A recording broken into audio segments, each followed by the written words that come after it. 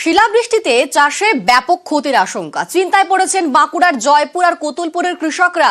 শিলাবৃষ্টিতে ক্ষতির আশঙ্কা আলু চাষে, তিল, পেঁয়াজ সহ বিভিন্ন সবজিরও ক্ষতির আশঙ্কা করছেন তারা। আমাদের সঙ্গে রয়েছেন প্রতিনিধি দেবব্রত। দেবব্রত, কি বলছেন কৃষকরা? একদমই দেখো, কৃষকরা যেমনটা জানাচ্ছে যত সমস্যা যেন কৃষকদের উপর পড়ে। কারণ বিগত বর্ষায় ক্ষতি হয়েছে, বৃষ্টির সময় ক্ষতি হয়েছে, বন্যার সময় ক্ষতি হয়েছে, এবার শিলাবৃষ্টি যেন তাদের আরো রাতের ঘুম কেড়ে নিল। কারণ কৃষকরা যেমনটা জানাচ্ছে যে আলু চাষে অত্যাধিক একটু বেশি পরিমাণে মুনাফা হয়, যে কারণে কৃষকরা তাদের সর্বস্ব দিয়ে মহাজনের কাছে ঋণ নিয়ে তারা আলু চাষ করে। সবে মাত্র আলু ঘরে তোলার সময় হয়েছে, কিছু চাষি আলু ঘরে তুলেছে, অনেক চাষি আবার আলু তুলে প্যাকেটিং করে জমিতেই রেখেছে। তারা কেউ স্টোরেজ করবে, কেউ বিক্রি করবে। অন্যদিকে জমিতে সবজি রয়েছে, আলু, পেঁয়াজ রয়েছে, রসুন রয়েছে, বিভিন্ন ধরনের সবজি রয়েছে। এই পরিস্থিতিতে গতকাল একেবারে বিকেল বেলায় তুমুল বৃষ্টি, পাশাপাশি শিলাবৃষ্টি, এত পরিমাণে শিলাবৃষ্টি হয় যে বিভিন্ন সবজির জমি রয়েছে তা একেবারে ধূলিসাৎ হয়ে গেছে, লন্ডভন্ড হয়ে গেছে এলাকা। আলু ফাটল ধরেছে, অর্থাৎ এই সমস্ত যে সবজি এবং আলু রয়েছে এতে ব্যাপক পরিমাণে ক্ষতি হবে এমনটা আশঙ্কা করছে কৃষকরা। তারা জানাচ্ছে এই পরিস্থিতিতে কৃষকরা কি বলছেন তাদের বক্তব্য শোনাবো। ক্ষতি তো বহু ক্ষতি, পুরোটাই তো ক্ষতি হয়ে গেল একবারে। আলু গেছে, হ্যাঁ, তিল গেছে, পেঁয়াজ, আদা, মানে রসুন সবই একদম মারা গেছে, একদম গাছ একদম সব থেঁতে হয়ে গেছে শিলেতে। শাকসবজি যা ছিল সমস্ত, মানে মাঠে ফসলটা যেটা সেটা পুরোটাই নষ্ট হয়ে গেছে। হয়তো ওই টুকটাক হেতা ছিঁড়া গেছে, সেটা আঁঠু পেয়েছে, মাথায় পড়ে গেছে। মাঠেতে কতজন মোটামুটি লোক ছিল? মোটামুটি 150 লোক, গরু গাড়ি, ট্রাক্টর, মানুষ। আলুর কোনো ক্ষয়ক্ষতি? আলু ফাটিয়ে দিয়েছে, বস্তা একবারে ভেদ করে ফাটিয়ে দিয়েছে। চাষের ক্ষতি ব্যাপকই, তো আলু তো মানে পচে যাবে এরপর। হাওড়ার বাগনানে পথ দুর্ঘটনাতে মৃত্যু হয়েছে দুজনের। জাতীয় সড়কে দুর্ঘটনা, নিয়ন্ত্রণ হারিয়ে পাশের লেনে বালি বোঝাই লরি, পরপর গাড়িতে ধাক্কা লরির। কি ঘটেছে আমাদের সঙ্গে রয়েছেন প্রতিনিধি সন্তু, বলতে পারবে সন্তু?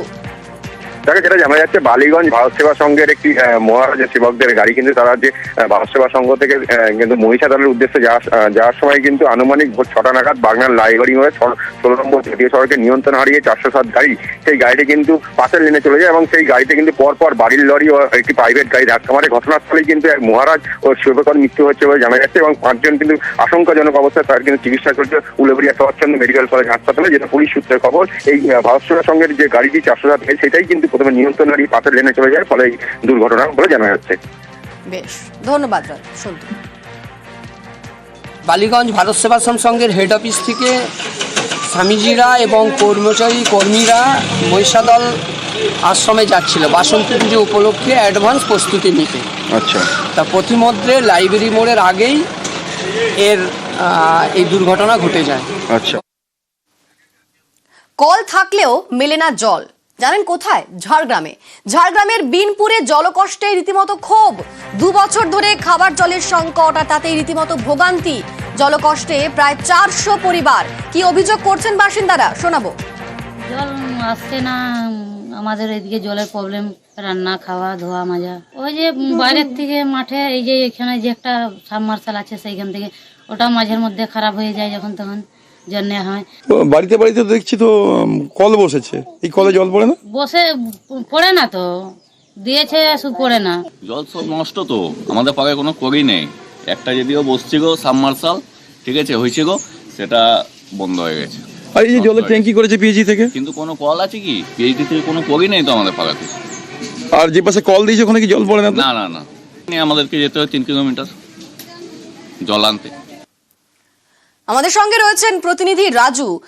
সেখানে 2 বছর ধরে খাওয়ার জলের সমস্যা, কল থাকলেও জল পড়ছে না। তাহলে কোথায় সমস্যা, কেন এই সমস্যায় পড়ছেন বাসিন্দারা?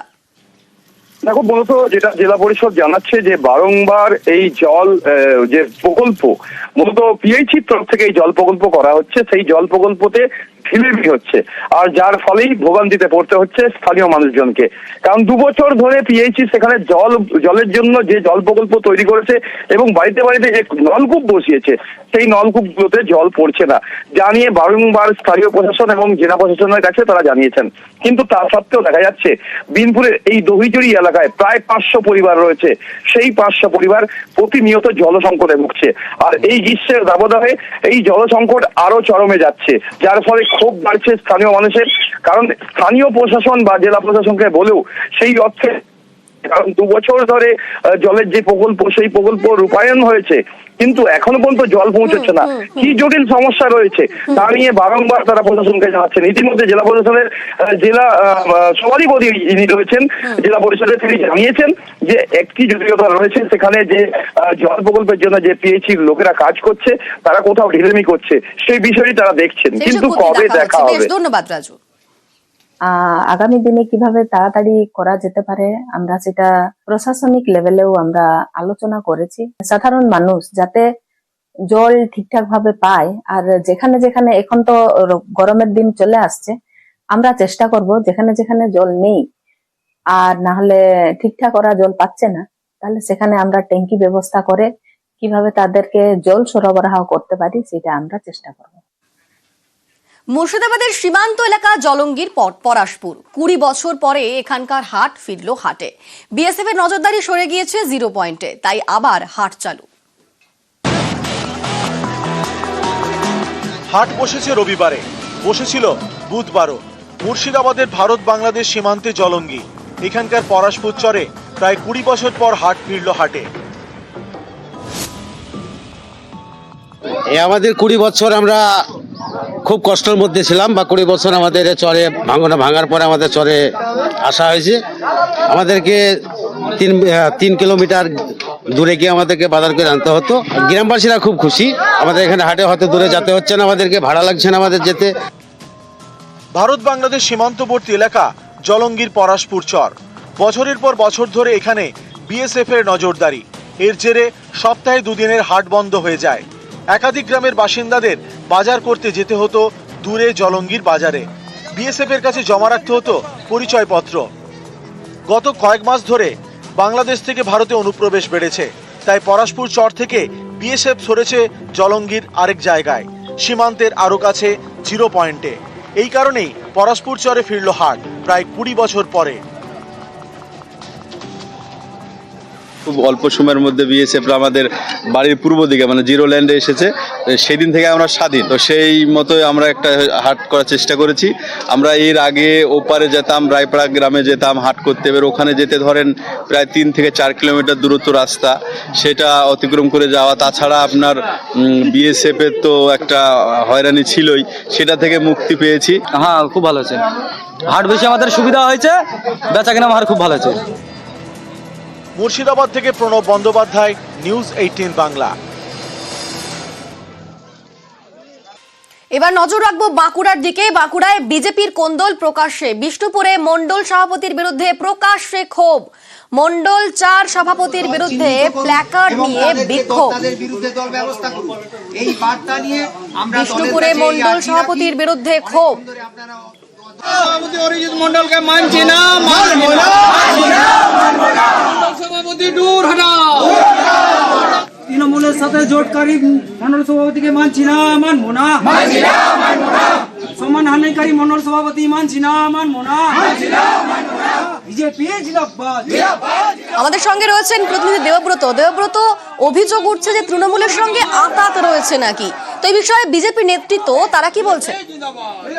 একদমই দেখো, বিজেপি নেতৃত্ব যেমনটা জানাচ্ছি, বিজেপি বৃহত্তর দল, এই ছোটখাটো সমস্যা হয়ে থাকে, এটা তাদের ইন্দোরের বিষয়, অভ্যন্তরীণ বিষয়, তাদের সঙ্গে কথা বলে সমস্যা মিটে যাবে, এমনটা কিন্তু মন্ডল সভাপতি এবং বিজেপি নেতৃত্ব জানাচ্ছেন।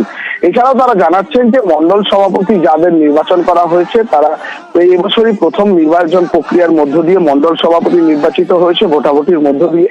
অর্থাৎ যে সক্রিয় কর্মীরা রয়েছে তারাই মন্ডল সভাপতি করেছে। সেখানে দাঁড়িয়ে মন্ডল সভাপতিকে মানছি না, মানব না বললে হবে না। আর সেখানে দাঁড়িয়েই কিন্তু বিক্ষুব্ধ যে বিজেপি কর্মী সমর্থকেরা রয়েছে তারা কিন্তু এদিন বিষ্ণুপুর সাংগঠনিক জেলার যে বিষ্ণুপুর মন্ডল রয়েছে, বিষ্ণুপুর 1 মন্ডল, সেখানে যে মন্ডল সভাপতি রয়েছে তার নিজের বুথে অর্থাৎ ভরাতে, সেখানেই একেবারে বৈঠক করে প্ল্যাকার্ড হাতে নিয়ে তারা বিক্ষোভ দেখাতে থাকে। তাদের দাবি যে মন্ডল সভাপতি রয়েছে, এই মন্ডল সভাপতি নির্বাচনে তাদের ভুল হয়েছে, নির্বাচন প্রক্রিয়া সঠিকভাবে হয়নি এবং তারা সেই মন্ডল সভাপতি তৃণমূলের সঙ্গে আঘাত রয়েছে। পাশাপাশি তাদের দাবি যে মন্ডল সভাপতি কর্মীদের সঙ্গে ভালো ব্যবহার করছে না, অর্থাৎ এই মন্ডল সভাপতি থাকলে আগামী দিনে দলের ক্ষতি হবে, 26-এর নির্বাচন হেরে যাবে বিজেপি। যে কারণেই কিন্তু এই মন্ডল সভাপতিকে মানছে না, মানব না বলে একেবারে প্ল্যাকার্ড হাতে নিয়ে বিক্ষোভ দেখাতে থাকে কর্মী সমর্থকেরা। সমগ্র বিষয়টাকে নিয়ে কিন্তু কটাক্ষ করছে তৃণমূল, কারণ জানাচ্ছে যে বিজেপির অস্তিত্ব নেই বিষ্ণুপুরে। আগামী 26-এর নির্বাচনে তারা এইভাবে গোষ্ঠীদ্বন্দ্ব করতে করতে শেষ হয়ে যাবে, কারণ বারবার তাদের গোষ্ঠীদ্বন্দ্ব এসছে। তুমি জানো যে ফেব্রুয়ারি মাসের 16 তারিখে বিষ্ণুপুর সাংগঠনিক জেলা জুড়ে যে মন্ডল সভাপতি তার লিস্ট প্রকাশ্যে এসছে, তার পরের দিনই বিষ্ণুপুরের 4 নম্বর মন্ডলের বিরুদ্ধে সভাপতির বিরুদ্ধে পোস্টার করেছিল। এদিন আবার মন্ডল 1-এর বিরুদ্ধে একেবারে প্রকাশ্যে সমাবেশে ক্ষোভ উগরে দিলেন বিজেপির বিক্ষুব্ধ কর্মী সমর্থকেরা। বেশ, ধন্যবাদ। আর যার বিরুদ্ধে অভিযোগ সেই মন্ডল সভাপতি, তিনি কি বলছেন তার বক্তব্য শোনাবো। পার্টির কিছুদিন আগে সংগঠন পর্ব অভিযান চলেছিল, সেখানে পার্টির যারা অ্যাক্টিভ কার্যকর্তা তারা ভোট দিয়ে আমাকে মণ্ডল সভাপতি নির্বাচন করেছিল। আমি কিন্তু তাদের ভোটেই নির্বাচিত হয়েছি। অতএব মানবে না বা চলবে না, হচ্ছে না, এগুলো দেখুন, এগুলো পার্টির অভ্যন্তরীণ বিষয়ে বসে কথা বলা যায়, কারণ পার্টির সবাইকে তো সমানভাবে পদ দেওয়া সম্ভব না। এই কিছু মানুষ পদের জন্য এসব নোংরামি করে, কিন্তু এগুলো কোনো ব্যাপার না। এগুলো আমরা দলীয়ভাবে যারা এইসব সমস্যার সৃষ্টি করছেন, আমরা আগামী দিনে তাদের সাথে বসে এগুলো মিটিয়ে নেওয়ার চেষ্টা করব।